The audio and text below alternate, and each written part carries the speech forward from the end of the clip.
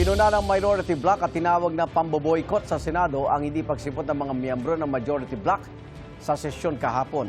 Sabi nila, kung gusto ng mayorya na magprotesta sa pag-aresto sa kasama nilang si Senador Jingoy Estrada, sa plenaryo nila ito gawin. May unang balita si Sandra Aguinaldo. Alas 5 ng hapon dapat magsisimula ang sesyon ng Senado pero bandang alas 5:30 na ng hapon, wala pa ring miyembro ng mayorya sa Senate floor. We're waiting lang, hinihintay lang namin.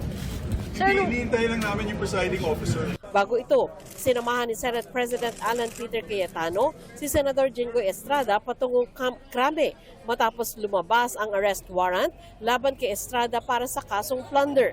Kinausap ni Senador Mig Zubiri ang Senate Secretary pero wala anyang pasabi kung darating o hindi ang mayorya. Ayon kay Zubiri at Senador Kiko Pangilinan, maghihintay ang minorya. Pero paliwanag din nila, may trabaho ang Senado na nakasalang sana pero hindi maaksyonan. Meron din kaming dalawang third reading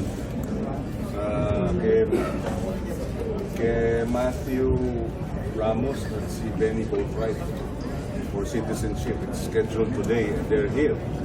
Ang mahalaga dito yung sa CA kasi meron pala mga generals that are up for promotion na darating na po yung birthday nila. So kung hindi mag-convene yung CA, kawawa naman sila, di ba? Naapektuhan pa yung promotion nila. Pero sa huli, wala pa rin sumipot ng taga-mayorya kaya hindi natuloy ang sesyon. Sabi ni Senador Panfilo Lacson, magkakaroon ng caucus ang minorya. Magkakakus kami. Hindi po kami yung majority, sir. Wala pong sinabing majority. Wala, except na sa social media nag-post. Hindi naman kami na-inform eh. Bandang alas 6:30 ng gabi, nag-post si Cayetano sa kanyang Facebook page ng mensahe para sa minorya. Ayon kay Cayetano, ang Senado ay co-equal branch ng gobyerno at hindi raw premyo para angkinin ng kahit sino. Binigyan diin daw yan ng nangyari ngayong araw sa isa nilang kapwa senador. May hindi pagkakasunduman daw sila sa minorya, dapat daw ay Senado mismo ang magresolba nito. Sumasagot daw ang Senado sa Diyos, sa taong bayan, at hindi sa kung sino man sa labas ng institusyon. Tanong ni Cayetano sa minorya, maninindigan daw ba sila para sa independence ng Senado? Hindi doon sa statement ni Senator Alan sa social media. Well, if you see his message in the social media page, sabi nga niya na parang it's a sign of protest on their part. Bakit naman naka-hostage yung trabaho ng Senado? Saan panawagan niya It's kasi? never happened, ha? 14 years ako sa Senado. Ngayon pa lang nangyari na hindi sumipot yung presiding officer. Ayon kay Senador Raffy Tulfo, papasok pa rin ang minority senators. Tapos pinatayin pa kami ng aircon. Pinatayin pa kami ng wifi. Kung may balak silang i-boycott ng Senado, sila lang. So that's the term, sir, boycott ang ginawa ng majority? Parang gano'n yung tema ng message ni SP Alan. Na kasi dapat daw, we have to show independence sa Senate, ng Senate daw.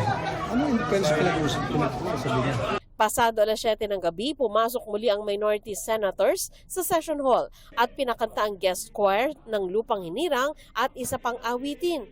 Pero dahil walang quorum, tuluyan na ring umalis ang mga senador ng minorya matapos nito. Sa isang joint statement, iginiit ng minorya na kung gusto ng mayorya na magprotesta o depensahan ang posisyon nito, sa plenaryo raw ito dapat gawin. Giit pa ng minorya, walang katotohanan na tungkol ito sa Senate independence, kundi tungkol sa rule of law, public accountability at lawful process sa ombudsman at sandigang bayan na hindi kontrolado ng kung sino mang senador, block o presiding officer. Kino-question na raw ba ni Cayetano ang rule of law?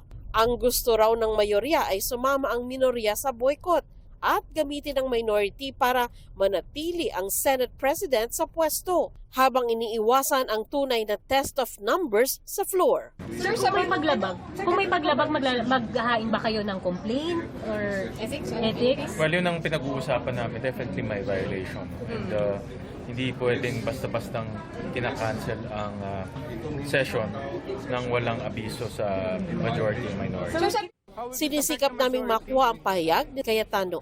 Ito ang unang balita. Sandra Aguinaldo, GMA News.